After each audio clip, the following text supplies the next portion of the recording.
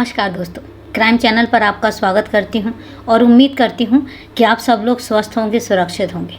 दोस्तों, आज की कहानी जाने उससे पहले अगर अभी तक आपने चैनल को सब्सक्राइब नहीं किया है तो सबसे पहले चैनल को सब्सक्राइब कर लीजिए और साथ ही बेल आइकन ज़रूर प्रेस करें फर्दर नोटिफिकेशन के लिए।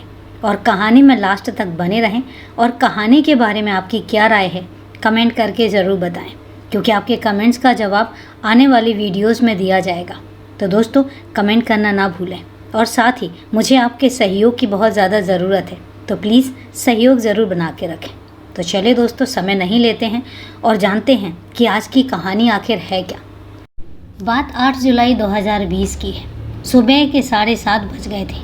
पंकज गुप्ता स्टील की 2 लीटर वाली डोलची हाथ में लटकाए दूध लेने शहरी बाजार समिति की ओर जा रहा था। वह रोज़ाना दूध लेने इसी समय पर जाया करता था। ऐसा नहीं था कि मोहल्ले में कोई दूधिया देने वाला नहीं आता था, लेकिन पंकज को आशंका थी कि दूध में मिलावट करते हैं, इसलिए वह उनसे दूध नहीं लेता था। दूसरे इसी बहाने उसकी मॉर्निंग वॉक भी हो जाती थी, इसलिए वह सुबह सुबह दूध लेने पैदल ही निकल जाता था। पंकज बिजली विभाग में नौकरी करता था।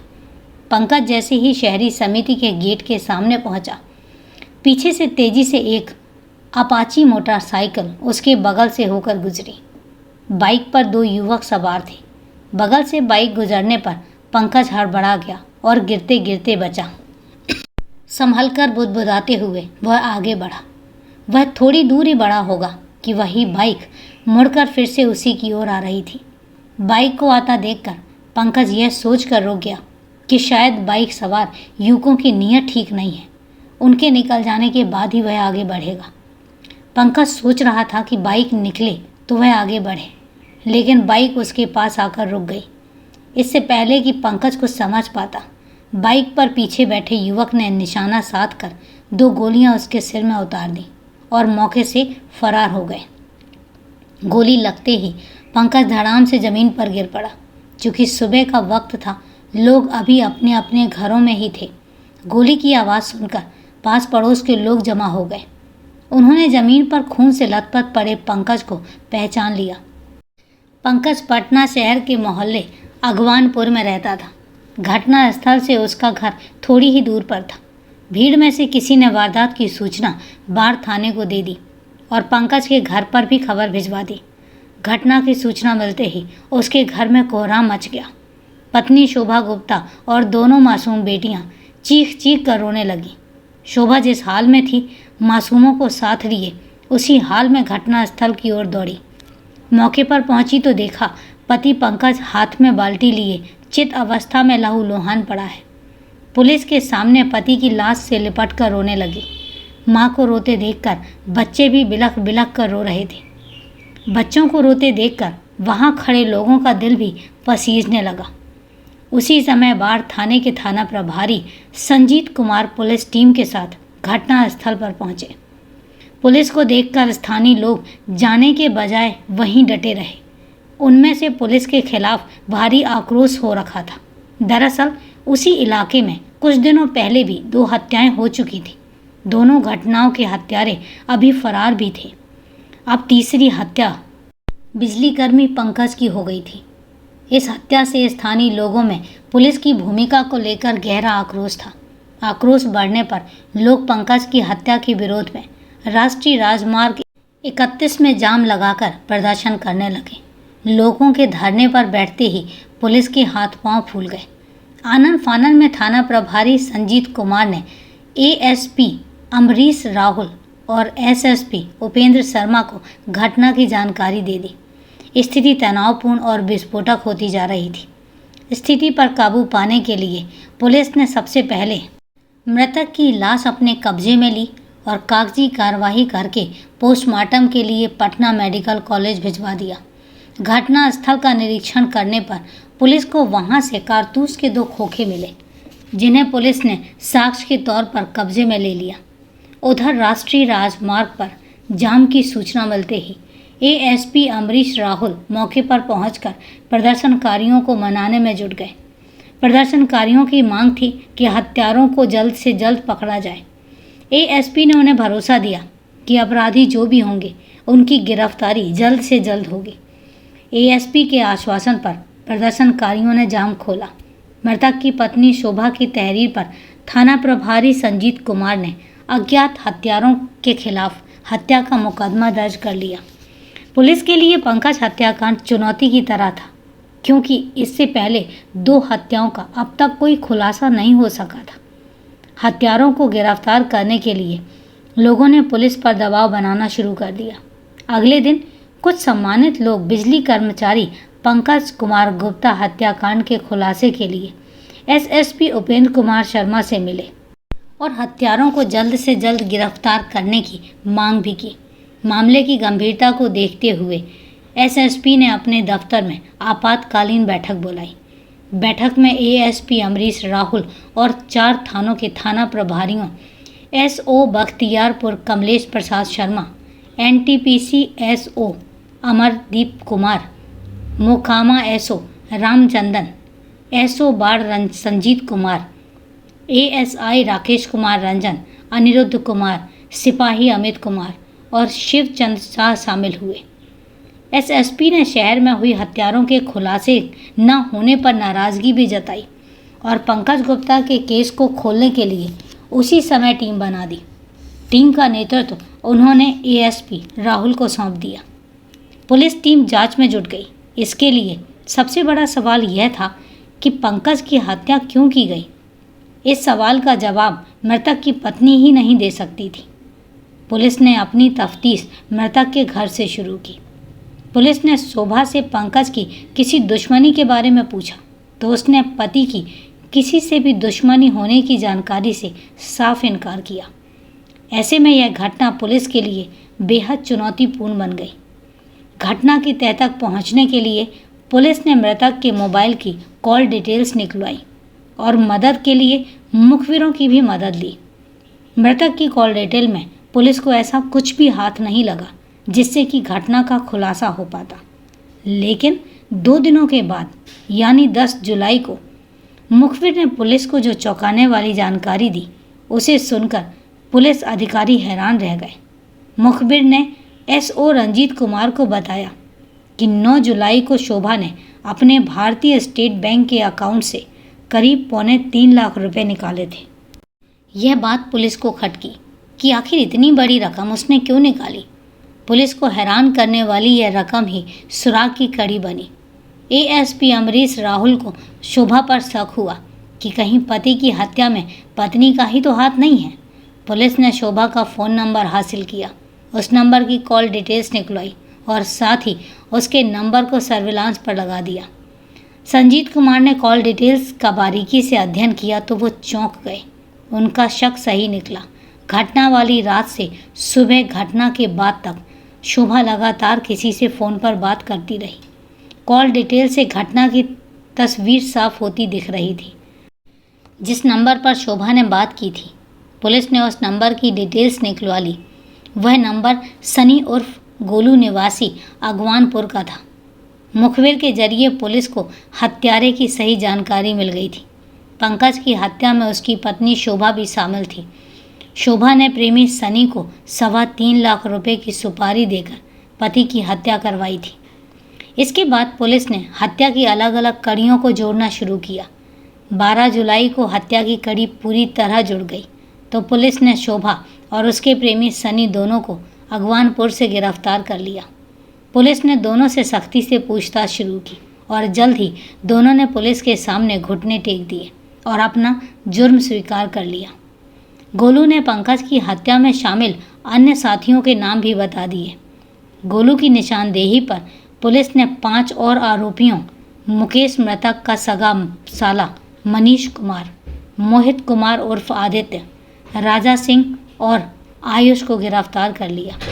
अगले दिन 13 जुलाई 2020 को एएसपी अमरीश राहुल ने पुलिस लाइन में पत्रकार वार्ता बुलाई, जिसमें पंकज हत्याकांड के 7 आरोपियों को पत्रकारों के सामने पेश किया। सभी आरोपियों ने हत्या में शामिल होने का जुर्म कबूल कर लिया। इसके बाद उन्होंने हत्या की पूरी कहानी पत्रकारों के सामने परोस दी।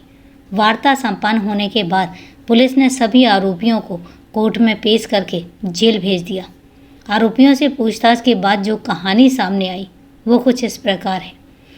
35 वर्षीय पंकज कुमार गुप्ता मूल रूप से पटना जिले के बाढ़ थाने के अगवानपुर का रहने वाला था। उसके परिवार में कुल 4 सदस्य थे, पति पत्नी और 2 बच्चे। उसका परिवार हर तरीके से सुखी था। घर में किसी चीज़ की कमी नहीं थी। वह बिजली विभाग में नौकरी करता था, जहां से उसे अच्छी भली तनख्वाह मिलती थी। पंकज की पत्नी शोभा भले ही खूबसूरत नहीं थी, लेकिन वह पढ़ी लिखी और सलीकेदार औरत थी। वह परिवार के अच्छे बुरे का ख्याल रखती थी। पंकज और शोभा दोनों एक दूसरे की खुशियों का पूरा ध्यान देते थे, लेकिन कालांतर में पता नहीं उनकी खुशियों को किसकी बुरी नज़र लग गई, जिसने हंसते खेलते परिवार को महाभारत का मैदान बना दिया। कल तक जो पति पत्नी एक दूसरे पर अपनी जान छिड़कते थे, वही अब एक दूसरे के खून के प्यासे हो गए। कहानी में जिस दिन से गोलू उर्फ सन्नी नाम के किराएदार का प्रवेश हुआ, उसी दिन से पंकज के हंसते खेलते घर में कला शुरू हो गई। हुआ कुछ यूं था कि पंकज दिन भर ड्यूटी पर घर से बाहर रहता था। उसके 2 छोटे बच्चे थे और उनकी देखभाल शोभा ही करती थी। पंकज जैसे कमाकर पत्नी की हथेली पर रख देता था। उसके बाद घर में क्या हो रहा है इससे उसे कोई मतलब नहीं रहता था। पति के इस रवैये से शोभा खिन्न रहती थी और दुखी भी रहती थी। बात 2 साल पहले की है। शोभा की बड़ी बेटी तान्या की तबीयत ज़्यादा खराब हो गई। उसे अस्पताल ले जाकर डॉक्टर को दिखाना था। शोभा पति से कई बार कह चुकी थी कि बेटी को ले जाकर डॉक्टर को दिखा दे, लेकिन पंकज नौकरी की दुहाई देकर उसे कहता कि वही उसे ले जाकर किसी अच्छे डॉक्टर को दिखा लाए। अगवानपुर से कुछ दूरी पर एक नर्सिंग होम था। शोभा बच्चों के इलाज के लिए यहीं पर आया जाया करती थी। उस दिन भी वह बेटी को दिखाने इसी नर्सिंग होम में आई थी। वहीं पर गोलू उर्फ सनी नाम का एक युवक भी अपने किसी परिचित को दिखाने आया था। बातों बातों में दोनों के बीच परिचय हुआ। पता चला कि दोनों एक ही मोहल्ले अगवानपुर के रहने वाले हैं। गोलू साधारण शक्ल सूरत का गबरू जवान था, लेकिन चंचल और बातूनी था। अपनी बातों से हर घड़ी सभी को गुदगुदाता रहता था। शोभा उसकी बातें सुनकर अपनी हंसी काबू में नहीं कर पा रही थी। वह खिलखिलाकर हंस पड़ती थी। शोभा की हंसी गोलू के दिल में मकान कर गई। हर घड़ी उसकी आंखों के सामने शोभा का हंसता चेहरा थिरकता रहता था। कुंवारा गोलू समझ ही नहीं पा रहा था कि आखिर उसे ये सब हो क्या रहा है। शोभा 28 साल की शादीशुदा औरत थी, जबकि गोलू उससे 7 साल छोटा यानी 21 साल का नौजवान था। गोलू के दिमाग पर शोभा के अक्स की रंगीन चादर बिछी थी, जो हटने का नाम ही नहीं ले रही थी। एक ही मुलाकात में गोलू को शोभा के सुंदर जिस्म से प्यार हो गया। वह उसके दीदार के लिए बेचैन रहने लगा। शोभा गोलू की इस चाहत से अनजान थी। उसे नहीं पता था कि एक ही मुलाकात में गोलू उसका दीवाना बन जाएगा। उस दिन के बाद शोभा बेटी को लेकर कई बार नर्सिंग होम गई और इत्तेफाक ये रहा कि शोभा जब जब बेटी को दिखाने नर्सिंग होम पहुंचती, उसे गोलू वहीं पर मिल जाता था। शोभा गोलू को देखती, उसे देखते ही उसके होठों पर एक मीठी सी मुस्कान थिरक उठती थी। गोलू भी उसे देखकर मुस्कुरा देता था। धीरे धीरे दोनों के बीच में दोस्ती हो गई और बाद में ये दोस्ती प्यार में बदल गई। दोनों एक दूसरे से प्यार करने लगे। एक शादीशुदा औरत के इश्क में गोलू ऐसा डूबा कि उसी का होकर रह गया। उसे देखे बिना गोलू को चैन नहीं मिलता था। इधर पति के ड्यूटी पर चले जाने के बाद शोभा फ़ोन करके गोलू को अपने घर पर बुला लेती और उसके साथ घंटों रंगलीलियाँ मनाती थी। बंद दरवाजे के अंदर शोभा और गोलू का प्यार जमा हो रहा था। जमाने की नज़रों से बेखबर दोनों मोहब्बत के सागर में गोते लगा रहे थे। वे समझते थे कि उनकी मोहब्बत के बारे में कोई नहीं जान पाएगा। हर प्यार करने वाले को यही भ्रम होता है। जबकि मोहल्ले में दोनों के प्यार के चर्चे होने लगे थे। फिजाओं में फैली उनके प्यार की खुशबू आखिरकार पति पंकज तक भी पहुंच गई। पंकज को यकीन ही नहीं हुआ। वह तो पत्नी को बेहद प्यार जो करता था। वह सोच रहा था कि पत्नी उसे धोखा कैसे दे सकती है। किसी की बातों पर उसे यकीन नहीं हो रहा था, लेकिन वह उन बातों को झुठला भी नहीं पा रहा था। सच सामने लाने के लिए वह पत्नी की जासूसी में जुट गया। जब भी पंकज पत्नी को फ़ोन करता, उसका फ़ोन व्यस्त मिलता। अब पंकज को यकीन होने लगा था कि ज़रूर शोभा का किसी के साथ अफेयर चल रहा है। समझदारी का परिचय देते हुए एक दिन पंकज ने पत्नी को उसके अफेयर को लेकर अप्रत्यक्ष तौर से समझाया, ताकि पत्नी को यह न पता चले कि उसे उसके संबंधों के बारे में पता चल चुका है। पति का बार बार उसी की ओर इशारा करके बात करने से शोभा समझ गई थी कि पति को उस पर शक हो चुका है। फिर क्या था, उस दिन के बाद से शोभा संभल गई और प्रेमी गोलू को भी सावधान कर दिया कि पति को उसके संबंधों पर शक हो गया है। जब तक वह उसके शक को मिटा नहीं देती, तब तक हमारा मिलना ना होगा। हम फ़ोन पर ही बातें करेंगे। शोभा ने पति को विश्वास दिलाने के लिए कई कलाएं पेश की, लेकिन पंकज सब समझ रहा था। उसे उसकी बातों पर तनिक भी यकीन नहीं हुआ। एक दिन तो पंकज ने शोभा को फ़ोन पर प्रेमी से बात करते रंगे हाथों पकड़ लिया। और यही नहीं, उसने जब पत्नी के हाथ पर गोलू के नाम का टैटू देखा तो उसका खून खौल उठा। कोई भी पति यह बर्दाश्त नहीं कर सकता है कि उसकी पत्नी अपने जिस्म पर किसी पराये मर्द का नाम लिखाए। उस दिन पंकज का गुस्सा पत्नी के अंग अंग पर टूटा। कई दिनों का गुस्सा पंकज ने उस पर उतार दिया। साथ ही सख्त हिदायत भी दी कि आज के बाद फिर प्रेमी से बात करने या मिलने की कोशिश की तो वह उसे जान से मार देगा। पति से पिटी शोभा ने भी उससे कह दिया कि गोलू मेरी जान है, मैं उससे दूर रहकर जिंदा नहीं रह सकती। तुम चाहो तो मेरी जान ही क्यों ना ले लो। मुझे मर जाना मंजूर है, लेकिन गोलू के बिना जीना मंजूर नहीं है। इसके बाद इसी बात को लेकर अक्सर रोजाना ही शोभा की पिटाई होने लगी। पति की रोज रोज मारपीट से शोभा अब ऊब चुकी थी। उसने पति नाम की बीमारी से छुटकारा पाने की योजना बनाई और प्रेमी गोलू से पति को रास्ते से हमेशा के लिए हटाने की बात कही। शोभा के प्यार में अंधे गोलू ने प्रेमिका की बात मान ली और पंकज को रास्ते से हटाने की योजना बना ली। इस काम के लिए गोलू ने अपने दोस्त मनीष की मदद मांगी और साजिश में शामिल कर लिया। मनीष गोलू का साथ देने के लिए तैयार हो गया। गोलू जानता था कि मनीष का एक दोस्त है जो भाड़े पर हत्या करता है। गोलू के कहने पर मनीष ने क्रिमिनल मोहित से संपर्क साधा और काम करने को कहा, लेकिन मोहित ने यह कहते हुए हत्या की सुपारी लेने से इनकार किया कि वह ये काम नहीं करता है, लेकिन उसका एक दोस्त राजा सिंह है जो ये काम करता है। उन्हें उससे मिला देगा और काम हो जाएगा। मोहित ने मनीष को राजा सिंह से मिलवा दिया। राजा ने काम के बदले में एडवांस के रूप में 50,000 रुपये मांगे। मनीष ने यह बात गोलू को बताई और गोलू ने प्रेमिका शोभा से एडवांस के 50,000 रुपये मांगे।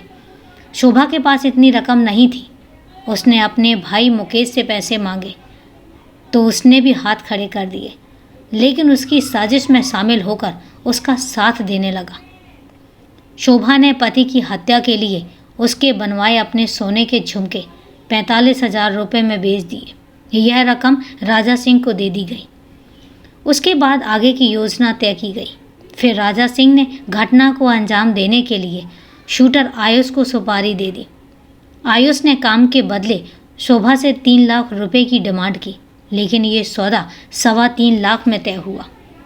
शोभा ने आयुष को बताया कि वह एडवांस के रूप में राजा सिंह को 50,000 रुपये दे चुकी है, बाकी के पैसे काम होने के बाद दे देगी। शूटर आयुष को विश्वास दिलाने के लिए शोभा ने दस्तखत करके एक ब्लैंक चेक उसे दे दिया। चेक पाने के बाद शूटर ने 8 जुलाई को घटना को अमली जामा पहना दिया। 7-8 जुलाई 2020 की रात शोभा ने पति की हत्या के संबंध में गोलू को फ़ोन कर बातें बताई थीं। रोज की तरह पंकज सुबह दूध लेने स्टील की डोलची लेकर घर से निकला तो शोभा ने गोलू को फ़ोन करके बता दिया कि पंकज घर से निकल चुका है। उसने यह भी कहा कि आयुष पंकज को गोली मारे तो गोली की आवाज़ उसे ज़रूर सुनाए। गोलू ने उससे कहा ऐसा ही होगा। पंकज के घर से निकलने के बाद गोलू ने शूटर आयुष को बता दिया। उस समय आयुष पंकज के घर के आसपास ही मंडरा रहा था। जैसे ही गोलू का फ़ोन आया वह सतर्क हो गया और अपाची मोटरसाइकिल लेकर पंकज के पीछे पीछे लग गया। आयुष बाइक पर पीछे बैठा था, जबकि राजा सिंह बाइक चला रहा था। घर से निकलकर पंकज जैसे ही शहर समिति गेट के पास पहुंचा, बाइक पर पीछे बैठे शूटर आयुष ने पंकज को लक्ष्य साधकर उसके सिर पर 2 गोलियां उतार दी। गोली मारते समय आयुष ने अपना मोबाइल फ़ोन ऑन किया हुआ था। उधर शोभा अपने फ़ोन को कान में लगाए हुए थी। गोली की आवाज़ सुनकर शोभा की खुशियों का ठिकाना नहीं रहा। इधर गोली मारने के बाद दोनों बदमाश बाइक लेकर फरार हो गए। घटना के दूसरे दिन शोभा भाई मुकेश को लेकर भारतीय स्टेट बैंक पहुंची और बैंक से 2,80,000 रुपये निकालकर शूटर आयुष को दे दिए। मुखबिर के जरिए यह बात पुलिस को पता चल चुकी थी। एएसपी अमरीश राहुल की सूझबूझ से पंकज कुमार गुप्ता हत्याकांड से पर्दा उठ चुका था और घटना में शामिल सभी अपराधी जेल की सलाखों के पीछे पहुंच गए। पुलिस ने आरोपियों से हत्या में प्रयुक्त बाइक, पिस्टल और 2 जिंदा कारतूस भी बरामद किए। जिस प्रेमी गोलू से शोभा शादी रचाने का ख्वाब देख रही थी, उसने भी इस घटना के बाद उससे शादी करने से इनकार कर दिया। शोभा ना इधर की रही और ना उधर की। पुलिस ने सभी आरोपियों को गिरफ्तार कर कोर्ट में पेश किया और जहां से उन्हें जेल भेज दिया गया। तो दोस्तों, ये थी नाजायज़ संबंधों के चलते एक खतरनाक हत्याकांड की पूरी कहानी। कहानी को लास्ट तक सुनने के लिए आपका तहे दिल से धन्यवाद। अब बारी है आपके कमेंट्स का जवाब देने की। तो सबसे पहले कमेंट्स आया है सनी भंडारी जी का। उन्होंने जो कमेंट्स किए हैं, very nice story, nice explain ma'am, and you do a great job. तो सनी भंडारी जी, तहे दिल से आपका धन्यवाद मुझे सपोर्ट करने के लिए। बस ऐसे ही सपोर्ट करते रहें, क्योंकि मुझे आपके सहयोग की बहुत ज़्यादा ज़रूरत है। इसके साथ ही दूसरा कमेंट है प्रीति झवर जी का। उन्होंने बोला है कि मैम, भाषा सुधार लीजिए, थोड़ा सा भाषा की सुधार करना ज़रूरी है। तो मैम, मैं समझ सकती हूँ, लेकिन होता क्या है कि जब वीडियो रिकॉर्ड करते हैं तो थोड़ा सा रिकॉर्डिंग में कुछ गड़बड़ी हो जाती है, तो उसके लिए मैं क्षमा प्रार्थी हूँ। लेकिन मैं कोशिश कर रही हूँ और दिन पर दिन मैं अपनी प्रतिभा को थोड़ा सा सुधारने में लगी हुई हूँ। तो सपोर्ट करने के लिए आपका तहे दिल से धन्यवाद। इसके बाद अगला कमेंट है हुसन्ना जी का। मुझे नहीं पता कि उनका पूरा नाम क्या है। मैं यही रिक्वेस्ट करूँगी कि अगली बार प्लीज़ अपना पूरा नाम ज़रूर मेंशन करें। उन्होंने लिखा है वेरी सैड स्टोरी। मैं समझ सकती हूँ, क्राइम स्टोरी कभी भी हैप्पी स्टोरी नहीं होती, इसलिए आपका भावुक होना जायज़ है और सपोर्ट करने के लिए आपका तहे दिल से धन्यवाद। इसके बाद मेरे पास एक मैसेज आया है टेक RSS का। इन्होंने भी अपना नाम मेंशन नहीं किया है, तो मैं रिक्वेस्ट करूँगी कि नाम मेंशन ज़रूर करें। उन्होंने भी लिखा है नाइस स्टोरी। तो धन्यवाद आपका सहयोग और सपोर्ट बनाए रखने के लिए। बस ऐसे ही सपोर्ट करते रहें, क्योंकि मुझे आपके सपोर्ट की, आपके सहयोग की बहुत ज़्यादा ज़रूरत है। तो दोस्तों, ये थे आज के कमेंट्स। फिर अब कल के वीडियो में आपके बाकी के कमेंट्स का जवाब आएगा, जो आप अगले वीडियो में देंगे। तो दोस्तों, कहानी को यहाँ तक सुनने के लिए आपका तहे दिल से धन्यवाद। कल फिर मिलते हैं एक नई क्राइम की सच्ची कहानी में। तब तक के लिए सेफ रहें, सुरक्षित रहें और अपना ध्यान रखें। जय हिंद दोस्तों, जय भारत।